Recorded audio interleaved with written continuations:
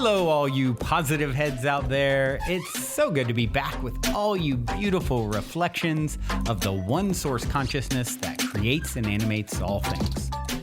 If you're new to this podcast, of course, we're super happy to have you here. And if you've been listening and enjoying for a while, I would be super grateful if you would please take a moment to give us a review on Apple Podcasts.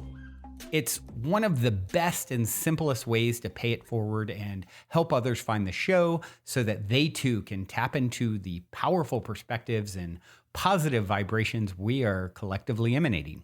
The other unique and magical way to share this show is by sending any friends you think would benefit from listening to this podcast our Game with the Universe link at positivehead.com/game. Also listed in the show notes, which will serve them up a quote-unquote random episode when they click it. Just instruct them before clicking the link to close their eyes for a moment and sincerely ask the universe to queue up the episode that contains the insight and perspectives that they most need to hear at this point in their life journey, and then click to listen to whatever episode is synchronistically served up to them. I have heard time and time again from people about the incredible results they received playing the game. So just tell your friends magical results are guaranteed or their karma back.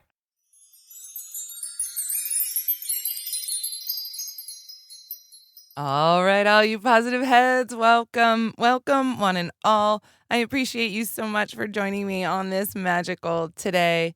And today I thought we could talk about some of the most poignant messages that come through some of my QHHT client sessions when their higher self is giving them their final words. What is the thing that they most want them to know? What is the thing that they are essentially leaving them with? What's that one concept that is so important to grasp and to understand and to truly believe in? And there's three main themes that come up when I ask for a final word or final words. The very first one is, you are so very loved. We are all so incredibly loved. And many of us don't feel that way, do we? Maybe we've chose parents who aren't able to show us the love in the way that we need it. Maybe we've chosen partners that mirror that to us. Maybe we haven't quite been able to see this big picture of our lessons yet, and it's even harder. Because once we can see that larger perspective and understand our soul's mission here, and to understand that we came in here to know, even though we forgot, and even though we may have been put in an environment which told us otherwise, we came here to remember and to know that we are so very loved. There is not a single human being, creature in this world, in this universe, that is not so incredibly loved. Every single one of us, just like every single one of us is made of the same stuff. We all come from Creator Source, from the great central sun. We're all made of the same stardust. We are all so very loved. We all come in with intuitive abilities. There is not a single one of us here that is not gifted with this connection with our inner being. This connection with our inner being, the deeper we can dive into that connection and really know it, go within ourselves to understand ourselves at this deeper level, the more we do that, the more we understand how very, very loved we are. Because when we go within and we meditate, because again, this isn't one of the final words, but I'll tell you what, it is the number one piece of advice that my clients hear: meditate and breathe. This is the number one thing we all need to do in order to quiet our minds and to listen. If our minds are constantly chattering, or if our mouths are constantly chattering, we're not listening. We're not listening at all, are we?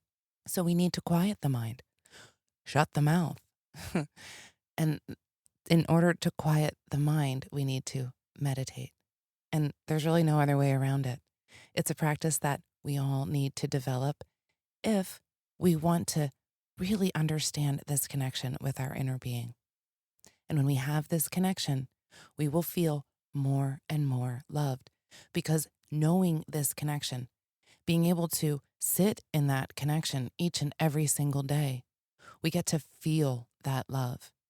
We get to connect with these other aspects of our own beingness, our own aspects that are these other dimensional, higher level beings that are us. And when we sit in these quiet places, we get to communicate, we get to get our messages, we get clarity, and we understand. We get to feel the love that is within us, that we are made of, because in these moments, we are reminded. We have to take these moments to remember. Take this quiet time to ourselves, this personal self-care, to remind ourselves that we are so very loved. Because you know what? The world's not going to remind us.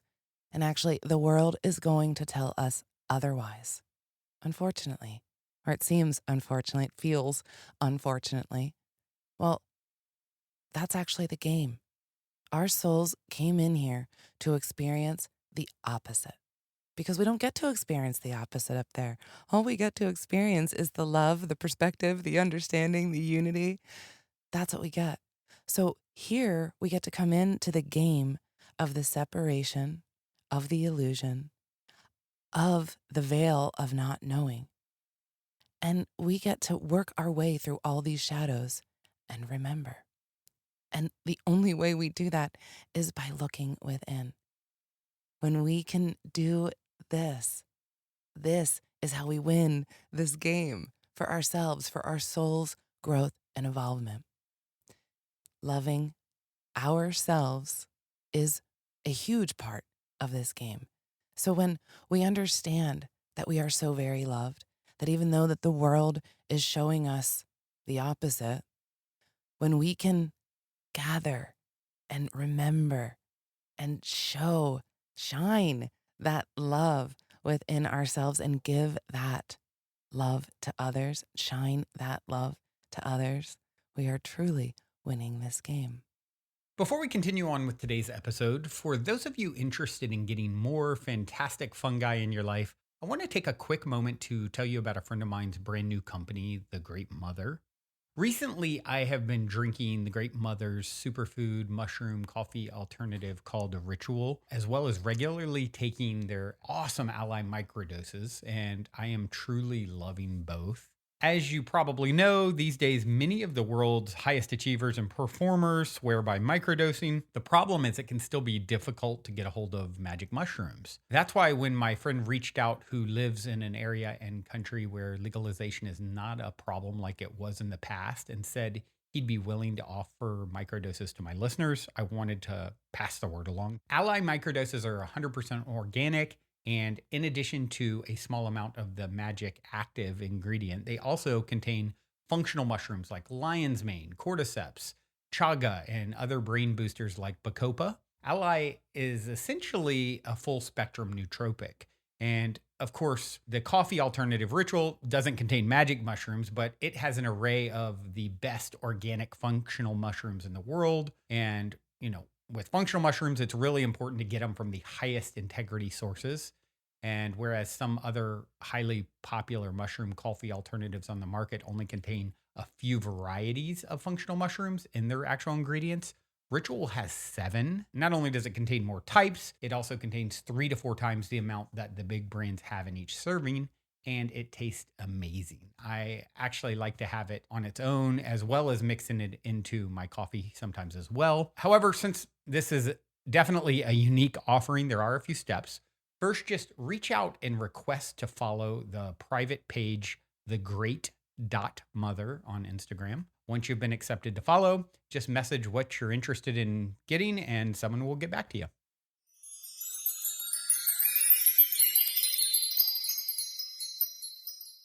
So sometimes we need to understand that We are so very loved so that we can learn to love ourselves, because there's not a single one of us here, again, who is not so very loved. And so why not? Why not accept that love that has been constantly being shown upon us? We are being showered constantly with so much love, and we're not accepting it. We're not accepting it for ourselves. And that's what we need to do. Accept it for ourselves, see it within ourselves, know that that is all that we are. The second most common thing that most higher selves want us to know is that we are never alone. Never, never, never, never alone. Again, although it feels like that here, because seemingly we are in this illusion of separation. And it feels like that, it looks like that, and it's often difficult to get out of that hole. And so the reminder that these higher selves, our higher selves, are always giving us is, but you're not alone. You're never alone. Even though it feels like that, you're not alone. You have a team. We all have a team.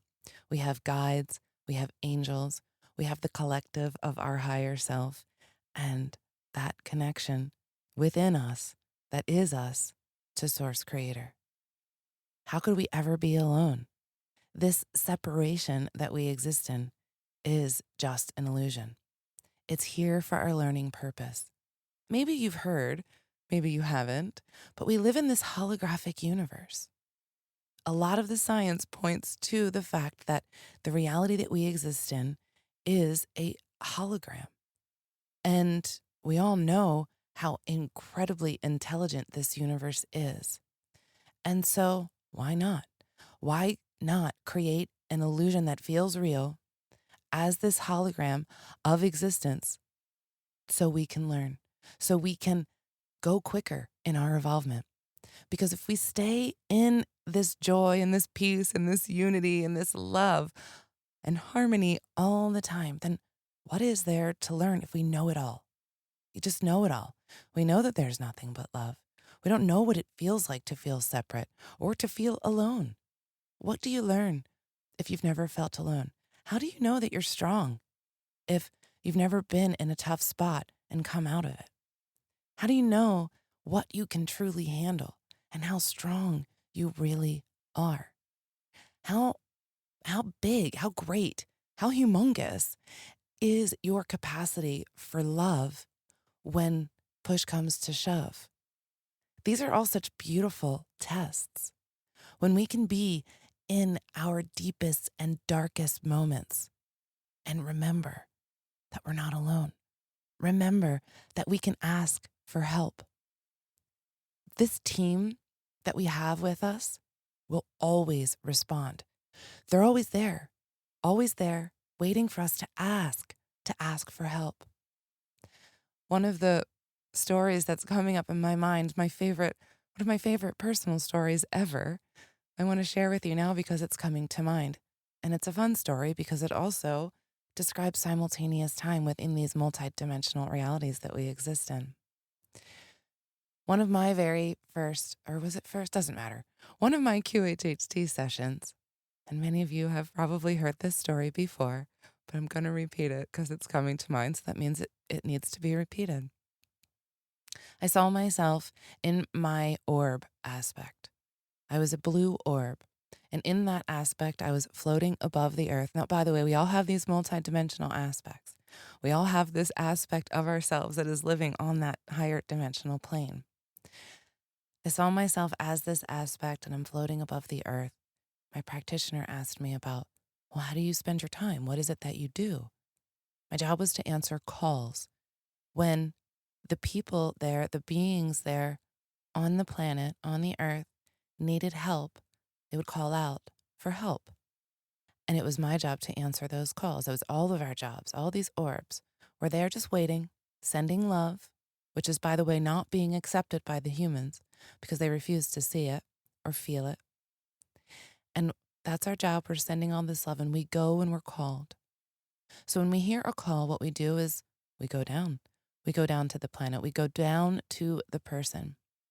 And during this call that I heard, I could feel every single ounce of emotion of the woman who called. And she was devastated, so incredibly grief stricken. And I went down in my orb self and surrounded her with myself as the orb, literally enveloped her with the light of the orb. And in that moment, although she could not see me, she could feel me. And she felt a moment of peace. And I know this because I could feel her. I could feel every ounce of her pain. And when she was enveloped, that peace came over her. I felt that peace. I knew after seeing this scene in the session that one day I would meet that woman. What do you know? About 6 months later or so, I did. And a friend of mine just said, "Hey, Erica, tell her this story." So I did. I said, "Hey, yeah, here's this orb story. It's a really cool orb story." And as I'm telling her this story, she's crying. And I knew in that moment, oh my goodness, it's you. She looked just like her. I don't know how I didn't make the connection before. But also as the orb, I saw her from above, like so the top of her head down. I didn't quite see her face. To know that I met this woman who is now one of my best friends in the whole wide world, to know that that aspect of me was able to help her in this world while I exist also in this world as her third dimensional human friend. There are aspects of both of us who are in our orb selves who are helping each other amongst other people. And so in this knowing that we all have these aspects, we have all this huge team helping us, we are never alone. We just need to remember to ask for help. It is real. It is very real. This whole experience that I had with meeting this person and having it be exactly the way I saw it and the place where she was and everything that was described matches up. There's no way to make this up. It's just, we live in a multi-dimensional reality. And we are never alone. We have all of this help, all of these beings, all of ourselves. These are aspects of ourselves helping ourselves. Because you know what, too? There's only one of us here, right? So it's the one helping the one. We're all just walking each other home. It's such a beautiful existence when we can look at it from this perspective. Now, the very final thing that a higher self wants us to know is, and this is a very simple thing, and it's hard to just sometimes take in, but of course we've talked about this before too. It's hard to, when I say we all know this, but to really integrate it and to be it. And that is to just be. And so what does that even mean, to just be? Does that mean to just not do anything? No, it doesn't mean to not do anything. It just means to be here right now, to be here in this present moment, being your authentic self, living in your passion. What lights your fire? What makes your heart sing? Be that. Do that. That's what we're here to do. If we have a heart calling, there's no reason to doubt that, to not trust that. That feels a certain way, and we all know what that feels like. A calling isn't just something that we make up. We feel it and we know it, that knowing within ourselves. This is how we just be, to follow our callings, to listen to our passions, to be in our heart, to be right here in this present moment, being our authentic selves, expressing our feelings, speaking our truth. This is such a big one, speaking our truth. I had a moment of this myself today where I was just having a moment and I just had to speak my truth. I just had to say, you know what, I'm not comfortable with this right now. And that's okay. It's really okay for us to say, I'm not comfortable with this right now. I need to do something else. And of course that's okay. Why is that not okay? We sometimes are a little overly concerned with how everybody else is going to feel about how we are just being. But we got to let it go. It's time to let it go. Enough is enough with all of that. Everyone will deal. And by the way, everyone doesn't care as much as we think they do. They really don't. They really, really, really, really don't. And I don't think I've ever had a higher self tell someone otherwise. They don't care. You think they care way more than you do. They do. You care more than they do. So just be. Just be your beautiful, authentic self. There's nothing else to be.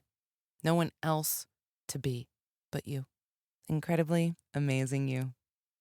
I love you all so much. That's going to be it for me today. I'm going to leave you with this song by Rising Appalachia, Wider Circles. Until next time, I love you all.